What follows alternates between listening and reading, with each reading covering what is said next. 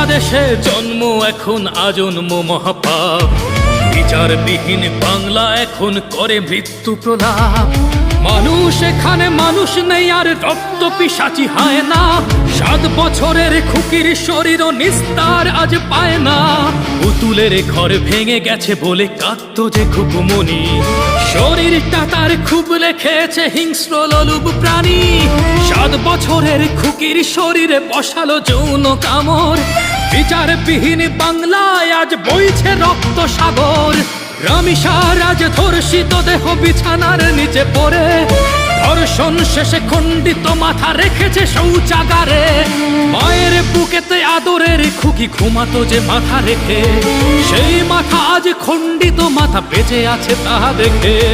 দুঃখ ক্ষোভ ঘৃণায় বক্ষে দহন আগুন জ্বলে, ধরিত্রী